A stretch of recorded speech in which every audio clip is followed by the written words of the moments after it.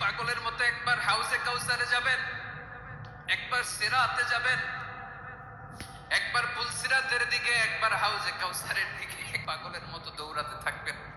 তার কোন গুনাহগার উম্মত যাতে জাহান্নামে ঢুকে না যায়। সেদিন কেউ সুপারিশ করতে পারবে না বিশ্বনবী ছাড়া। কিয়ামতের ময়দানে ওই বিভীষিকাময় সময়ে মুসিবতের কালে মানুষগুলো পাগল হয়ে বিশ্বনবীকে খুঁজতে আরম্ভ করবে। সবাই মিলে বিশ্বনবীর কাছে যেয়ে বলবে, ইয়া রাহমাতাল লিল আলামিন, ইয়া খাতামান নবীন, রাহমাতাল লিল আলামিন। দেখেন আমাদের কি অবস্থা, কি কঠিন বিপদে আমরা আছি, দাঁড়াতে পারি না, সূর্যের আলোতে ঘেমে হয়রান। আজকে কেউ সুপারিশ করতে পারবে না।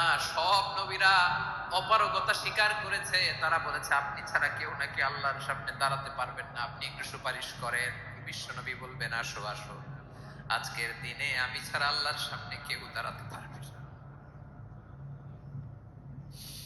বিশ্বনবী মাকামে মাহমুদে যে আল্লাহু আকবার বলে সিজদায় লুটিয়ে পড়বেন। আল্লাহ রাব্বুল আলামিন বিশ্বনবীকে এমন কিছু চমৎকার শব্দ শিখাবেন, ওই শব্দগুলো দিয়ে আল্লাহর প্রশংসা করে বিশ্বনবী কাঁদতে আরম্ভ করবেন। বিশ্বনবী এমন ভাবে অজর দ্বারায় সিজদায় লুটিয়ে পড়ে কাঁদবেন, রব্বুল আলামিনের রহমতের দরিয়ায় জোশ লেগে যাবে। রব্বুল আলামিন এই দৃশ্য থেকে সহ্য করতে পারবেন না। রব্বুল আলামিন বলবেন, ইয়া মুহাম্মদ ইরফা রাসাক, ও নবী আপনি মাথা তোলেন, মাথা তোলেন, আপনার কান্না আমি সহ্য করতে পারি না।